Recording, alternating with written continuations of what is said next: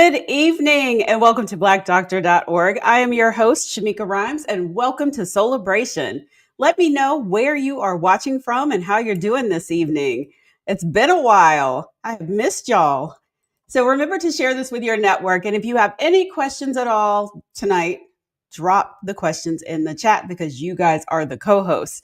So let me tell you about what we're talking about tonight because I'm excited because y'all have heard me say this many times. I love me some yoga.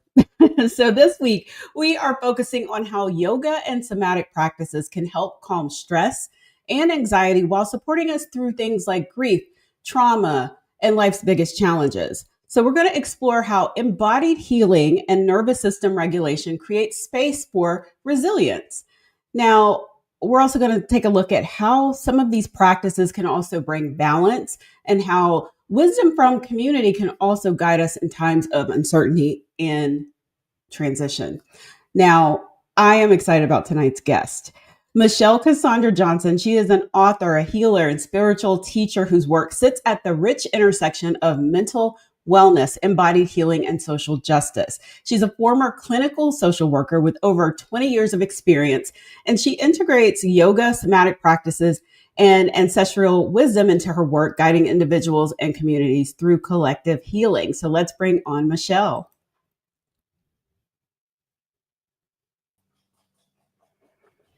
Hello. Hi, Michelle. Hi, happy to be here with you. Welcome to Soulibration. And I see some folks checking in the chat. I see Gastonia, Asheville, Charlotte. Welcome, y'all.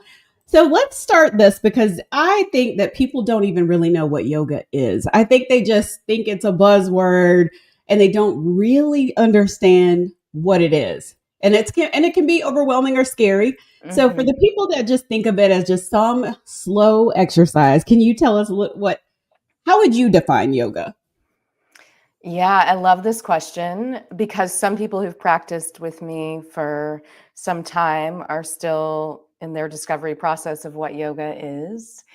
And yoga, there are different lineages of the practice. And the lineage I was trained in was an 8-limb path of yoga. So often when people think about yoga, they think about, you mentioned slow movement. They think about the postures, which are called asanas, that we might move through. And that is just one part of the 8-limb path. Yoga is a system. I think about it as an ancient technology, a wisdom stream to support us in finding balance. And yoga supports us in also finding or returning to our true nature, which is a state of peace or balance individually and collectively. So while there's movement, there's also breath work, which is called pranayama. There is a moral or ethical code these are called the yamas. And some of them are about nonviolence or how we use our energy or greedlessness or non-attachment. And then there are niyamas, which are about moral observances, really about the self. So purifying or transforming the system, the body, the mind, the heart, the spirit, cleanliness, a devotion to something bigger than us. That's a big piece of yoga. And then there's a part of the 8-limb path that is focused on meditation and concentration. So I think about that as, where do we want to put our energy? Where do we want to direct our energy? And the final part of the 8-limb path is about liberation, and it's called samadhi or bliss. But I define it as liberation, and what might the world look like if we all were liberated souls? That's how I think about the path. So many people, particularly in the US, are introduced to a westernized version of yoga, which is highly focused on the movement piece. And that's important because if we can learn to transform our bodies, we can transform our state of being. There is a connection between the body and mind. And I like for people to understand it's a vast path. And often I say it can hold that which we cannot hold, which I know we're going to get into tonight. The other piece I want to name about the definition of yoga is that yoga actually means to yoke. It means union, it means balance and restoration and returning to that state, which is our true nature, which sometimes people define as light or love, or sattva is actually the Sanskrit word this lightness of being. So that's the short definition of what yoga is. It's a way of living. It's a way of being. It touches into everything. It's not just a place we might go to practice. Okay. Now I know just in the people that I've met along my yoga journey, there was always something that brought us to yoga. In my case, it was grief. You know, losing my grandfather and my niece within 6 months of each other, I didn't know what to do with that grief. So my therapist said, "Why don't you try yoga?"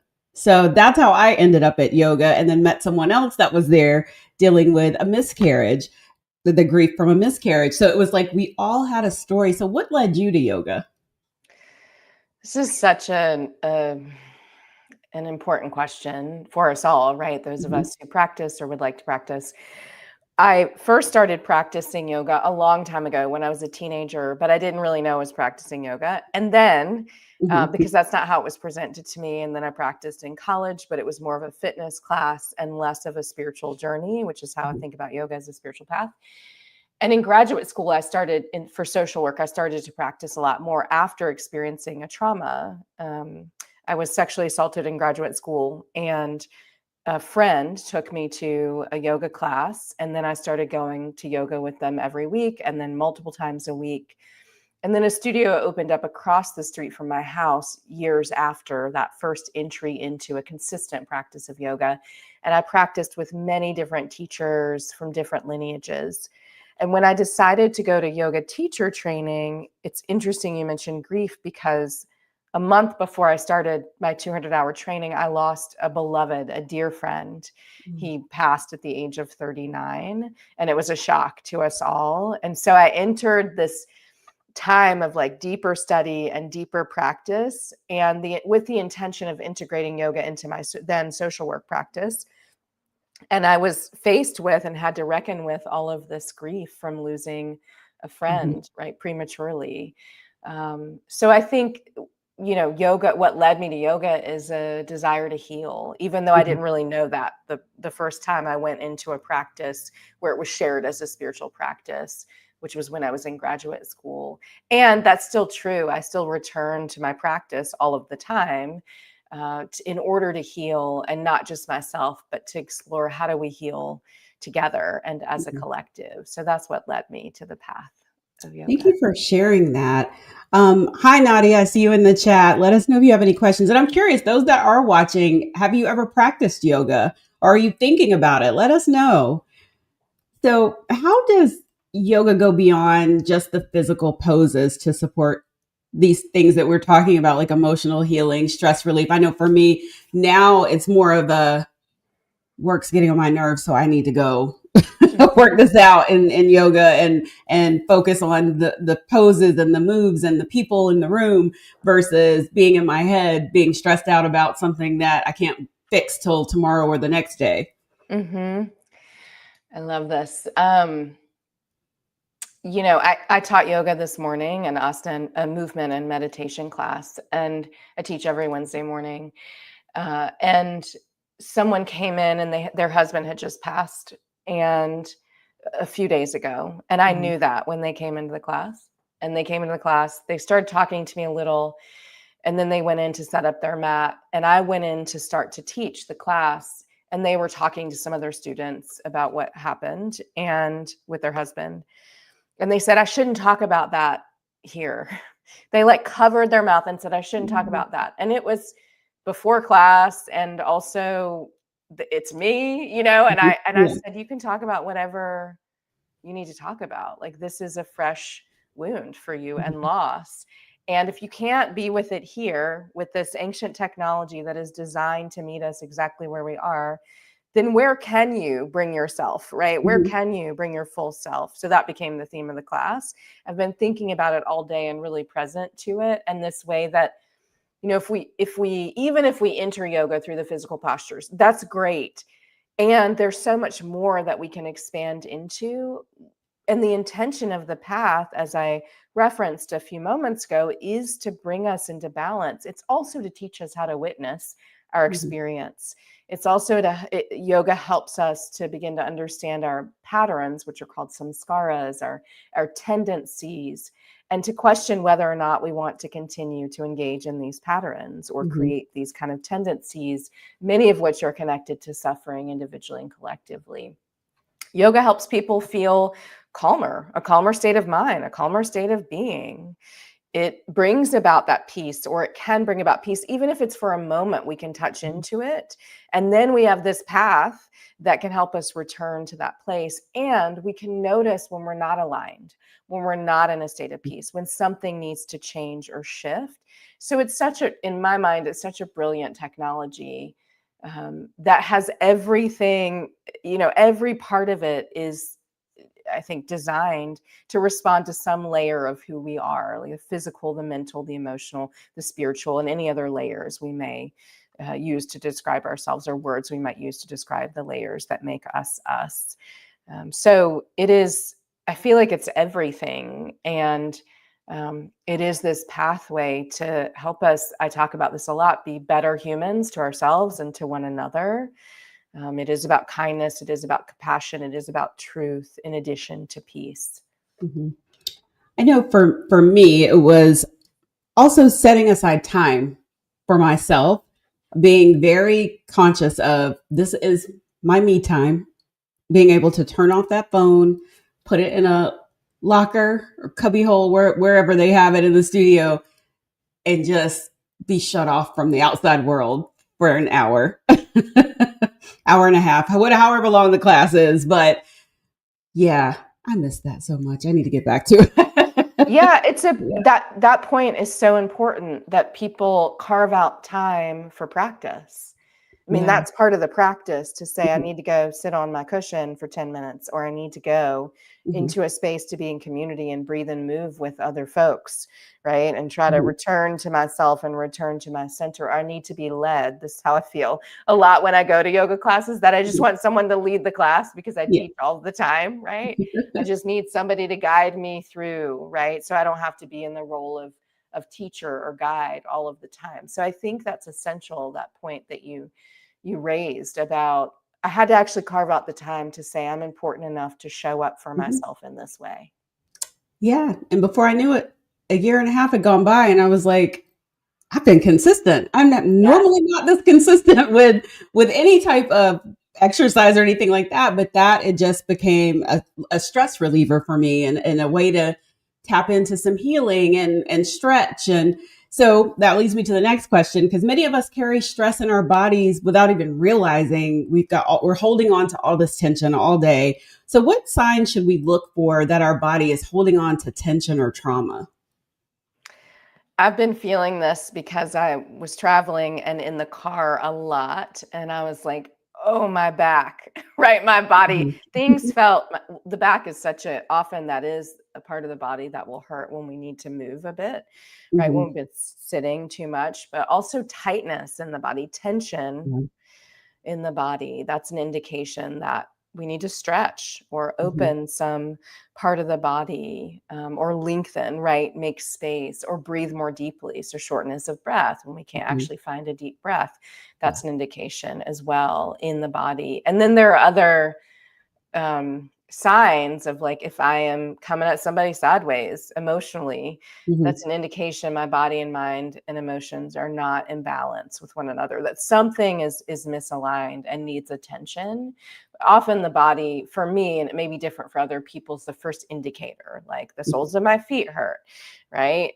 My hamstrings feel tight. I Yeah. just feel less space in the body, which affects everything then, right? Mhm. The state of holding the breath or feeling tense all the time, or clenching different parts of the body. So those are some of the most common indicators that Mhm. we need to move our bodies in some way. Okay. And everybody, don't forget, you can drop your questions in the chat. Well, let me back up. What is somatic practice? Like, what is a somatic practice? Is that what yoga is? And what role do somatic practices play in helping people manage all these emotions that we've been talking about? This is a great question. So, somatic, or soma, means body or system. And Hmm. given that yoga, the path of yoga is meant to work with the body and not just the physical body, I would say it's a somatic practice. Okay. breathing somatic practice. There are specific movements to work with regulating the nervous system within the technology of yoga and other modalities. So, other movements that will Mhm. help us work with the vagus nerve and calm things down in the body and in the nervous system and return to that state of equilibrium or homeostasis or balance.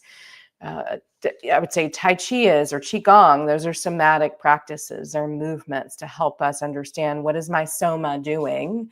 right? And what do I notice and what does a state of balance feel like? And there are many more that are both often I think about somatic practices and specifically yoga as it is a balancing and calming practice. We also might feel activated. I mean, often there are postures in yoga that may typically at the middle beginning to middle of the practice there's an arc of the sequence where we're Mhm. warming the body, so we're activating things a bit to then go into a state of more reflection, contemplation, cooling down, and the final posture in most yoga classes I've been to and that I teach is shavasana, or this restful posture, or seated meditation, which could be restful, or working with a mantra, an affirmation, or returning to a meditation. So it's Mhm. definitely a somatic practice. And as I said, they're designed to help us notice when we're out of balance and bring us back into balance. They also, somatic practices,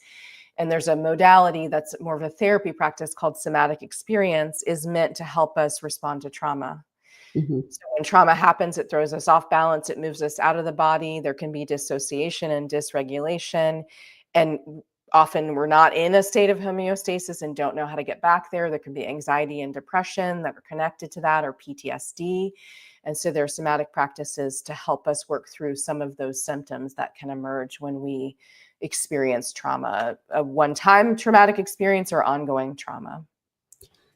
So I'm curious. You mentioned a mantra. And I don't know if anybody. I know there's like been a couple classes where I've gone, and the teacher may say, "Set an intention for this class." And so I every time I step in there or on my way there, I'm like, what is my intention for this class? What do I need to work on today? And that'll be Mhm. whatever it is. I might be, I need to let go of this anger, or I need to, accept myself, whatever it is. What are your thoughts on that? Setting an intention for class. I love intention setting in class and outside of class. Hmm. Intention setting feels like a ritual, and it's just in the way you talked about. I had to carve out the time to go practice. Hmm.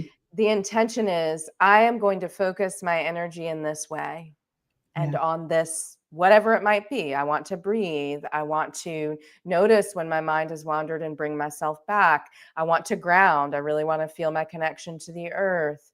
I want to grieve and release some of my grief in this space. I want to connect and be in community. Often, when I invite people to set intentions in class, I invite them to set a personal intention. Hmm. And when we set our intention, we focus there, and we actually, it's like creating the possibility for that to happen. So if I say it or I breathe into it or I feel it, I'm invited into that intention, then I can create that. So I invite people to do that. And I also invite them in every class to uplift a blessing, a wish, a prayer, a hope, a desire for the collective, because the practice is about us and something bigger than us. And I always want to bring that into my space, in addition to the personal focus or intention or goal they might have for the practice. Okay. So I would love if you could guide us through like a short breathing exercise or meditation so that people can use it maybe when they feel stressed or they just need to push away from the computer for a second. I've seen a lot of videos on YouTube where they have desk yoga or, and some of Yep. it is some stretching or just some deep breathing. So can you take us through maybe a couple minutes of that? Absolutely. So, thanks for asking. I'll invite people to you all to find a way to be in your body, which just means, do you want to sit? Do you want to stand? Do you want to shift your posture in any way? And you can close your eyes, as I have, or you can soften your gaze and you could look at the ground in front, or you could look at something in your space that feels grounding to you.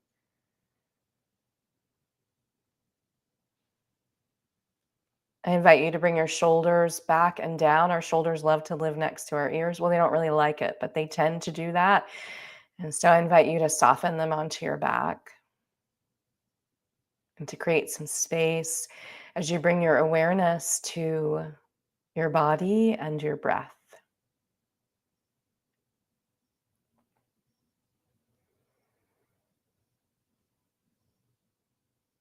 I invite you to begin to feel your inhales and your exhales.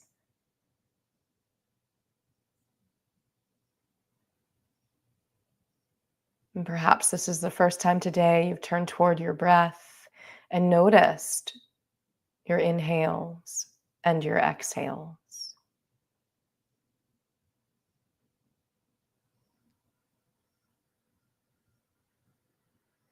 And I invite you to connect to a deeper breath here. So a longer inhale, a deeper exhale.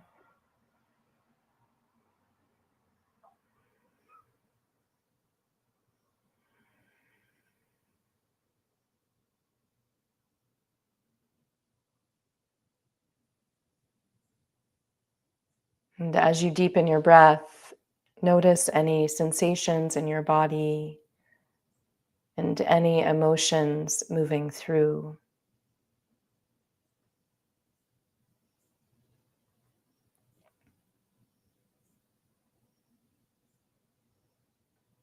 If there are thoughts moving through, you can note the quality of your thoughts without becoming your thoughts or what you think.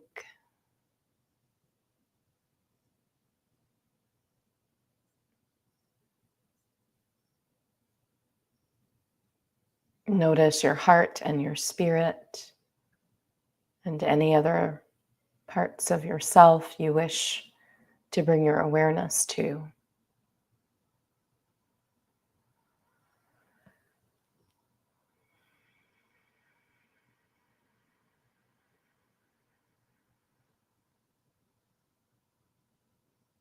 And I invite you to take 3 deep breaths.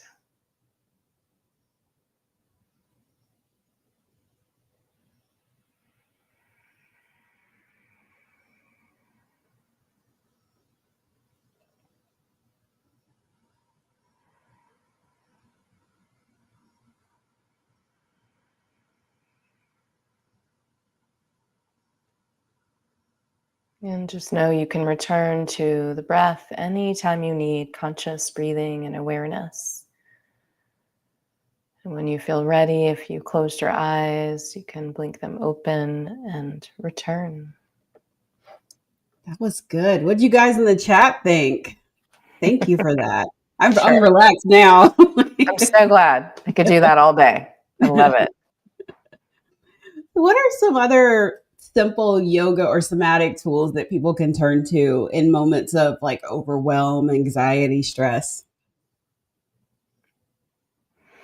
Yeah, one that I practice every day. I have a dog, and his name's Jasper, and I love him dearly. And I take him on walks every day. And there's a type of meditation that's a walking meditation where it's done in different ways, where you just feel every step that you take.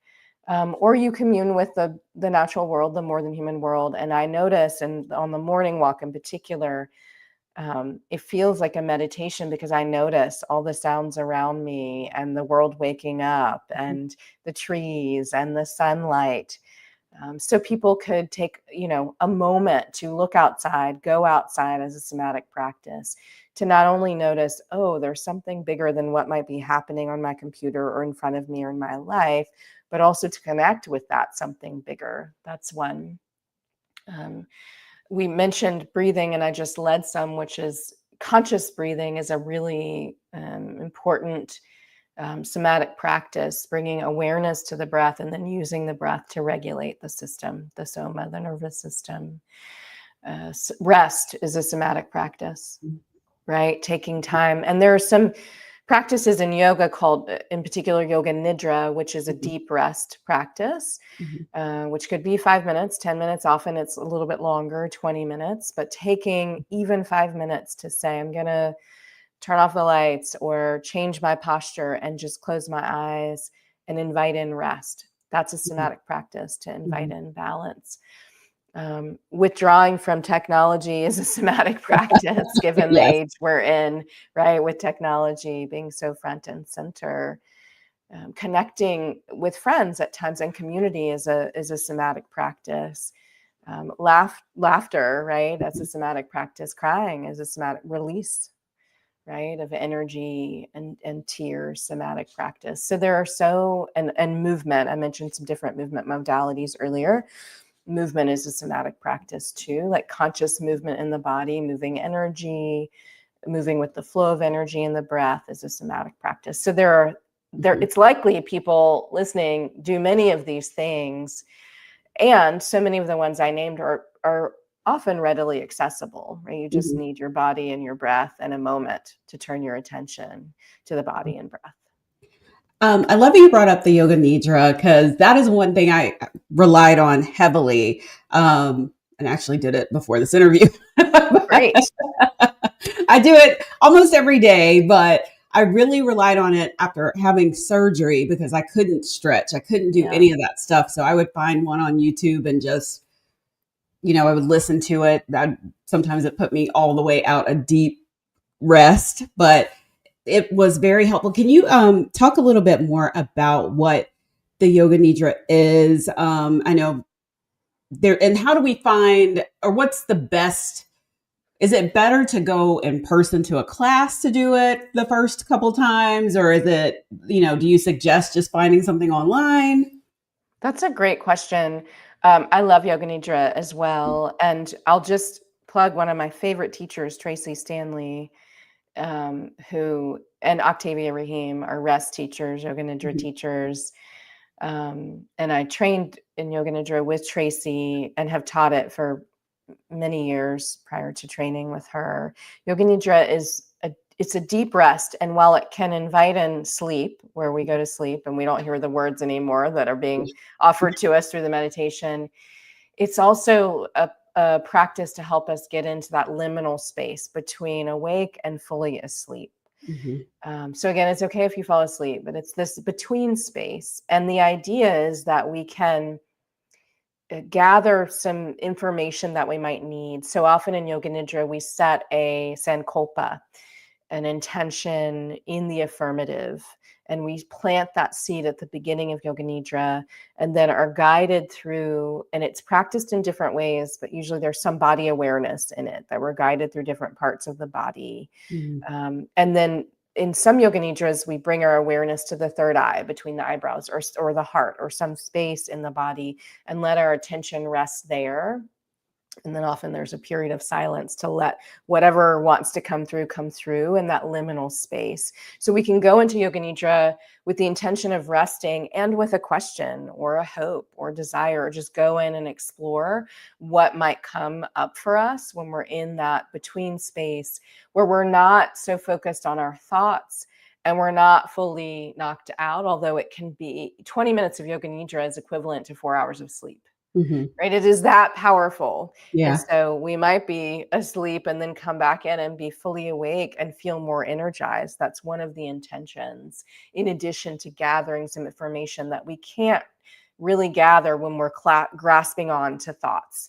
And so in our heads about things that we Mhm. need to actually transition and let things soften and rest a bit, to find that place of balance, to gain some ease, some peace, and some information, I would say. And I think there are a ton of online resources. So, 10 years ago, there were some, but now there's so many more resources and many Mhm. different practices related to Yoga Nidra and deep rest. So I'd invite people, yes, I found many online resources, and it can be helpful to go into a class and practice. And sometimes in my 60-minute class that I teach, I end with Yoga Nidra. Mhm. So you can find that, or you can find a restorative class, and sometimes people will teach a yoga nidra as part of that. And really, restorative yoga is to help us find that place of balance too, and feel fully supported with props and blankets, pillows, bolsters, all sorts of things to help the body just soften. So that's a really powerful practice as well. I love restorative. That's another one I tried to make time for, during the week as well, or even on the weekends, because it was just, the week's been stressful. Let me just go let Yeah. this mat and this bolster and all the things hold me. It's Yeah. a wonderful practice that just Mhm. lets the body be supported so it can do what it's designed to do. Like our bodies know how to heal. Yeah. Hi, Lapri. I see you in the chat. Oh no, she was on the wrong Oh, discussion. Well, sorry. you're in the right place now, so welcome. So, what are some of the biggest misconceptions that people have about yoga as a healing tool? Because I have seen so many discussions on social media over just the entire time I've been doing yoga. I've heard, oh, it's demonic, it's this, it's that. You know, certain religions have issues with it. All the things. So, what are some of the other misconceptions that people have about it? Well, one that I encounter a lot is that um, yoga is only for certain people, right? And Mhm. and I would say a westernized version of yoga and the way it's presented leaves out a lot of people that look like me, that look like you, right? A lot Mhm. of Black folks, a lot of people, the global majority, are left out of these spaces. But that wasn't the design of yoga. It really is a path for us all. That was the intention behind the practice, and that there was something um, about this path that's available to us all. So I think breaking that misconception that you know it's only for certain people, or that you have to wear certain things to go practice, or that's not yoga, that's capitalism and the commodification of yoga, right? Mhm. That's what that is. That's not the essence of the practice.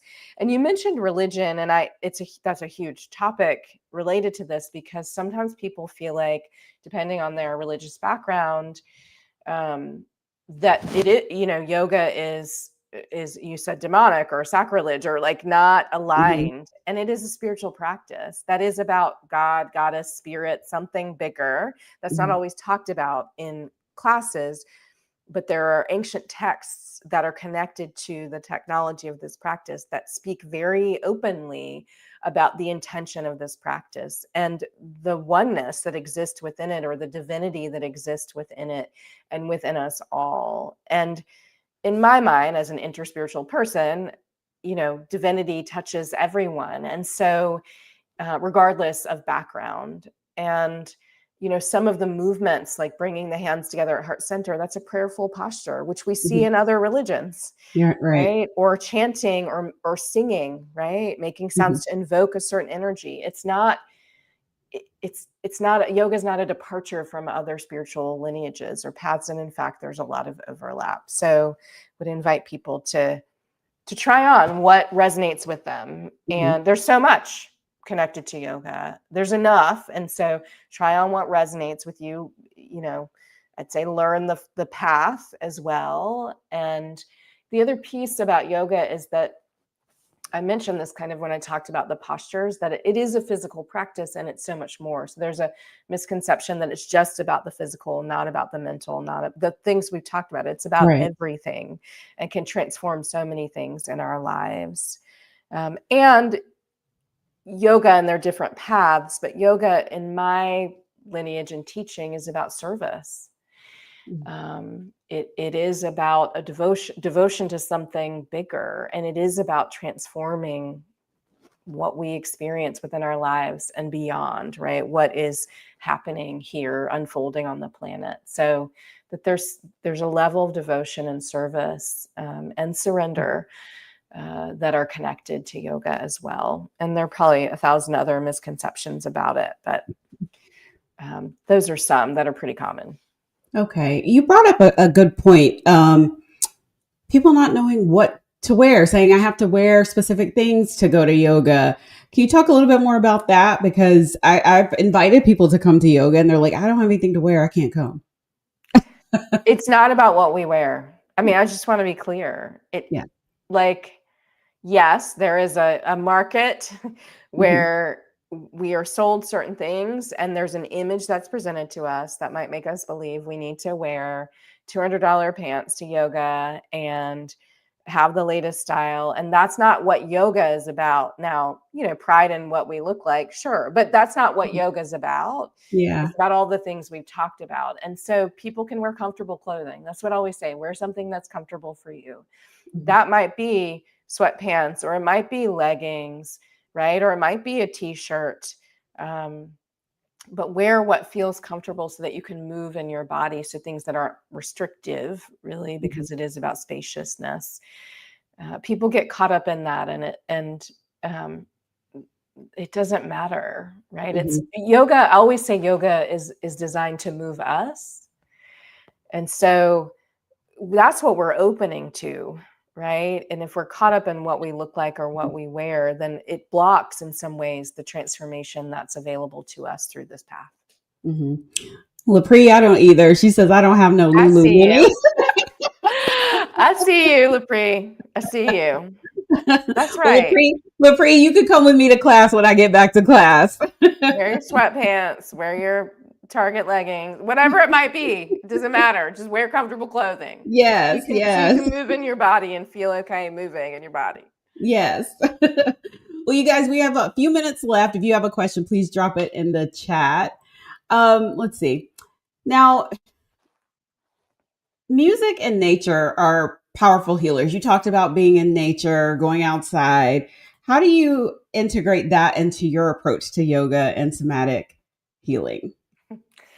Yes, I love nature. I love the more than human world. It has healed me in so many ways, and it helps me when the chaos of the world makes things feel narrowed, the natural world expands things for me. So it is a medicinal space for me. It is a teacher.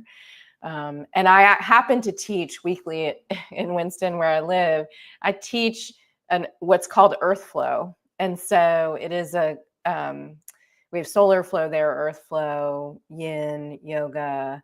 Um, and earth flow is designed to help us really feel our body in connection to the earth, our feet, our seat, Mhm. our hands, whatever it might be, and that groundedness. So that's a natural way that it just comes in. And often I will bring in the elements, so air, fire, water, earth, into the practice, because these are energies that exist within our bodies too. Mhm. And so I can teach some movement patterns that relate to the elements, and also how the elements might support us. And then I do play music in yoga class, often something to help the nervous system settle, or more activating when we're in that phase of the sequence. But I also chant at the end of each class and sing and invoke a certain energy while folks are in shavasana, to just invite that soothing energy in, and whatever I feel like might be needed. And not everyone plays music or needs to chant Mhm. or sing in class. Sometimes people want that silence. Sometimes people want that background noise for support.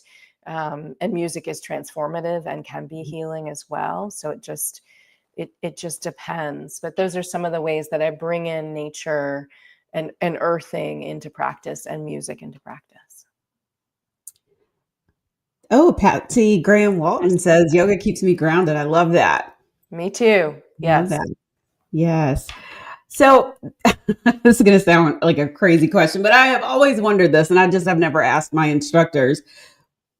But what is that? And I don't even know what to call it. I know there's some things that they do. I think they call it an assist when they're walking around. Say if you're Yep. in child's pose and they're touching on your back and or Hmm. rubbing your back. I don't know what they're doing. Some instructors, I'm like, please don't touch me because that hurts when you press too hard. Yes. And then so it's that, and then when you're for me at the end of class, sometimes they do it in the beginning of class when you're just kind of in that meditation, but they will, they may come by with an essential oil and put it on your Hmm. head or rub your shoulders. So can you explain what that is? Like what part of that or part of the process or yoga that is? Because I've never known. I'm so glad you asked this, because it's helpful to tell people what you're doing and Yeah. why, Yeah. right? And so I think that's an important lesson for, you know, space holders, teachers, people to understand, as Hmm. is consent. And so I hope people ask permission before they place their hands on you or put an oil on you, because you could be allergic. Like I had a student a long time ago who was allergic to Yeah. lavender. And I happened to Hmm. walk around with permission and place my hands on people's shoulders with a little lavender, and would skip the student or not use lavender at all when they were in the Hmm. class. I say that for folks listening, teachers should ask for permission to do Yes. that.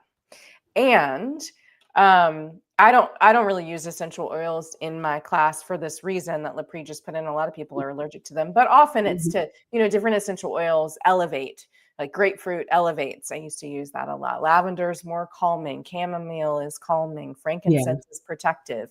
So usually it's to invoke whatever the energy of that essential oil might be, to help Okay. people ground, and just invite in a sensory experience, right? Because there's touch in that and smell. And then I do offer gentle hands-on support. And there are a couple of reasons for that. But one is that typically when I receive an assist from an instructor, it helps me stretch in some way that I didn't know I could stretch. Mm. It gives Okay. me another like quarter inch where I'm like, or half an inch where I think, oh, I didn't know my body could move into that. And with the support of someone there. And so often it's to help people feel that kind of lengthening or that expansion into something, Oh. or that kind of grounding in child's pose. And I'm really gentle with it because I don't know people's bodies or injuries, and so Hmm. I don't want to put a lot of pressure. And there are instructors who are trying to correct people. The intention behind my assist is not to correct people. Often I use verbal cues first for the class. If I want to Right. invite people to move in some way, only if they're about to injure themselves will I go over and like say, can I Hmm. touch your knee? And then move their knee, right? Or tell them to Yeah. walk their foot up. But it's general announcements for the class, even though I might be talking to one or two students about alignment. So I talk about alignment and then offer these gentle assists. It's not for correction. And I think we need to be mindful of that, because if people feel like they're being corrected a lot, they may feel insecure in their bodies and not Hmm. feel like they can show up for the practice. And other people may want specific physical assist, but I really rely on the verbal assist. Hmm. That's how I was trained. Okay. Patsy, yes, she says her instructors always ask permission when assisting with additional relaxation. Yeah, and most of the instructors that I've had have also they do ask, and they're like, if you want to be skipped, just put your hand Yes. up or something, or if you don't want essential oils, just put your hand up or wave me, as I walk by, or even they give out warm lavender towels Yes. at the end of class. I That's love my that. favorite, but then sometimes it's like I know my skin, my face, I don't want it on my face, so I'm like, just hand it to me, don't put it on my face. Usually I'm just putting it on my knee or ankle or whatever's Yes. hurting at the time. That's right, which can be Yeah. helpful there too. So trust yourself in that. Yeah. Yeah. So are you okay if we go a few minutes over? Yeah. Okay. Okay, I want to make sure, because since we've got new people coming in, if you guys have questions, I'm going to stay on here for a couple more minutes longer so we can get your questions answered. For people who feel intimidated by yoga or think, I'm just not flexible enough to go, how do you encourage them to begin? I know for me, I watched a lot of YouTube videos and practiced and learned some of the language before I went, because I was like, I cannot go up in this class and embarrass myself. I need to have the basics. But what is your advice for people? I mean, that's one way, right? Mhm. There's so many classes online now, and even live stream classes, where if Yeah. someone doesn't feel comfortable going, and my class is live streamed on Wednesdays at 9:30. Like if somebody doesn't feel Hmm. comfortable, they can practice. And then if they can go into the space and know it and feel more comfortable, or go with a friend, there's just so many resources for that.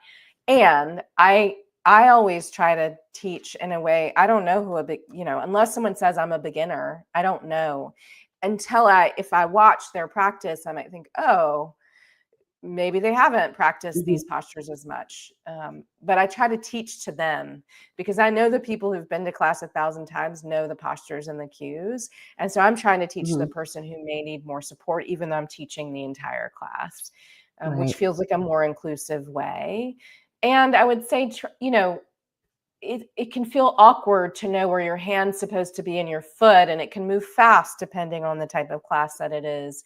And you just find the posture and then you're out of the posture and you Mhm. don't know where people are. I think that's part of the learning curve with anything. It's a practice, right? And we show up to it over and over and over so we can practice and attain some sort of skillfulness around the different postures that we move through. Mhm. But it's okay to be imbalanced in a balanced posture one day because other things affect our balance. For Yeah. example, Mhm. life is happening and we need something different and don't want to move into a particular posture or breathe in a specific way or meditate in the way the teachers invited us. So I would say try it.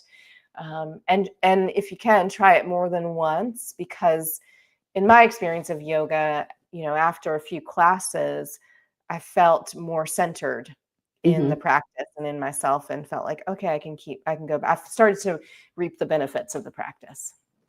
Okay. I already know. Lapri has got a story. Let's see. See that? I went blind to hot yoga. It was not fun, but I've been to a couple more classes and I'm not very flexible, but I will attempt. But I trust my body at all times. That's good. So I prefer someone to allow me to get into my groove because I've been injured during workout sessions, which that was my next question. Because I made sure when I walked in, I was like, listen, my knee's jacked up. So, can you please show me some modifications? Mm-hmm. How can someone, because not everybody is going to be as outspoken about it, because they may feel overwhelmed and shy walking into a new class. So what advice do you have as far as that goes? What Lapri said, listen to your body. Yeah. Listen to your body. The body's wise, and there's feedback we receive from our bodies all of the time. Mm-hmm. They're saying, go further, you could stretch a little bit more, or don't, back off, right? Or a breath is such an Mm-hmm. indication of that in a movement practice. Like yoga, the breath, if it's elevated and we can't breathe as well, we probably need to back off. If we're not paying attention anymore and we've even forgotten we're breathing in the first place, then we Mm-hmm. can probably deepen into the posture.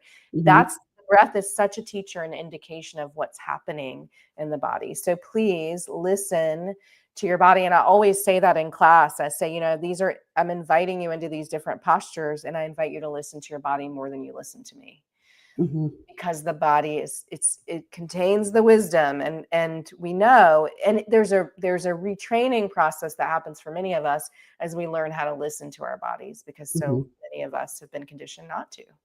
Right. So, and yoga is designed to help us tune into those cues and to notice what is happening in my experience, including what is happening in my body and what do I need. Mm-hmm. Patsy says she's been practicing for years, but she does not like yoga in the park. The The bugs, bugs. I have not right? tried yoga in the park. They can be annoying. Yeah, see you, uh, Patsy. so, what class would you recommend for a beginner? Many spaces have a beginner series, which might be 6 to 8 weeks or 4 to 8 weeks, I'd Mm-hmm. say, somewhere in there. To start there, because it does move more slowly than a flow class or what Mm-hmm. might be called a vinyasa class. People will learn more about alignment Yeah. in a beginner series. But you could also go to a class that is sometimes they're called alignment based classes. You could go to a class like that, which may not be a beginner's class, but it's going to focus more on anatomy and what's happening in the body if people are Mm-hmm. interested in that. um, and slow flow, you mentioned that earlier. Mm-hmm. It could be a class too, because it's not as fast as a Yeah. moving with the breath, one movement per Mm-hmm. cycle of breath, right? It's a little Yeah. slower. Restorative yoga, gentle yoga, people could Mm-hmm. start with, because that's also, there's a slower pace, and then you're supported with different props. Yin yoga is I wouldn't say it's rest. It's like deep. It's like a deep tissue massage. Mm-hmm. So you're like stretching and holding postures, but they're close to the ground. A beginner could take that class as well, because it's slower, but it's intense in the fact that you're holding postures Mm-hmm. for a while and really getting into the deep tissue and ligaments and stretching in these ways. So I just say that yin is not gentle, and Okay. it's not, it is restorative, but it's not necessarily gentle yoga or restorative in the way that a restorative class would be. Okay. And I also mentioned Shakti. I love the class just because it's a little different from just going into yoga and doing, because I always go to slow flow. And so when they offer Shakti at my studio, I love that class. It's like it gets full quick because they True. only offer it like Yep. maybe four weeks, and it's like if you don't sign up, too bad. Can you explain what Shakti yoga is really quick? Well, Shakti is in the technology of yoga, it's energy, and often it's connected to the divine feminine. Hmm. And so regardless of gender, but it's like this, we touch into the Shakti and get this activation, and it's quite an energetic experience. I Hmm. don't know how they teach it there. And I would imagine that there is movement and breath work and even mantras that you might work with, or sound that you might work with to invite in that Shakti. It's like fiery. I mean, Hmm. the divine feminine is often connected to water, but as a practice, Shakti, that energy can feel like fire. Hmm. To me, that's how Shakti feels. Like we touched into this transmission and Hmm. energy. I don't know how it feels for you, but Yeah. yeah, Yeah. Oh, Lapri, you're coming to that class with me. It's they infuse dance with it. And so great. for Yeah, me, like like they movement. have they do a whole thing with the big, they bring in the speakers. It's Right. like on a Friday night. So you're like, oh, it's like I'm at the club and I'm getting a workout. And it's 80 Yes. minutes. It's so fun. Yeah. So really energizing with Yeah. Shakti. Yeah. And I'm with you, Lapri. No hot yoga. Yeah. It's not for me either. Well, for my last question, well, not really the last one, but second to last, what feeds your soul? We've talked about nature. Hmm. Nature feeds my soul. Ritual, like, the practice of yoga is a ritual, and other rituals that I might do, like fall just came in. And so I did this Yeah. equinox ritual with friends, ceremony in that way feeds my soul. And being with friends and laughing. And um, there's so much going on in the world that feels tragic to me. And so having spaces where I can acknowledge that and grieve and also laugh and feel joy, that feeds my soul too. And I love being quiet and having moments of solitude or quietude, and whatever that might be, through meditation or just, I have honeybees. So I'm a beekeeper. So if I like sit with my bees, that Mhm. they feed my soul, a connection to them as well. So many things feed my soul. I love that. I love that. So, how can everybody find you online to learn more, or if they have questions they want to just ask you directly about yoga? Yeah. So you can reach out to me. My website is michellecjohnson.com. And on there, there's so much information about me, books I've written, and classes and events and workshops and retreats. They're coming up. Some are in person, and many of them are online. Various topics, all about healing, though. And then I'm on social media on Instagram at Skill in Action. At Skill in Action is my handle there, and I post about a lot of things there.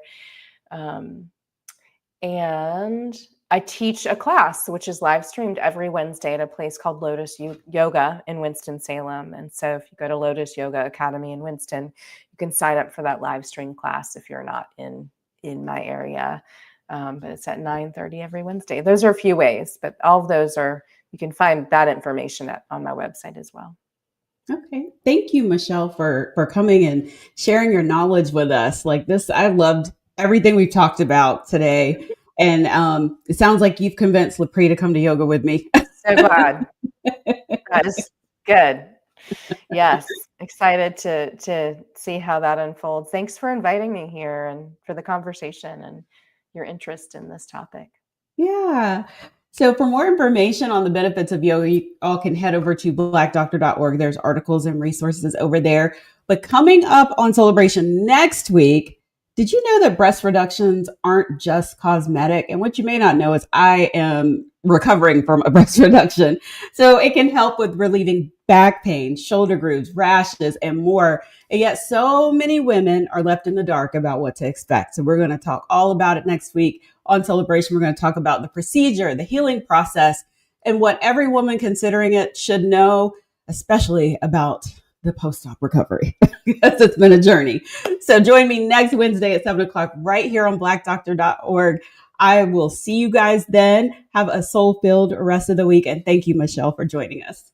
Thank you so much. Take care. Have a good evening, y'all.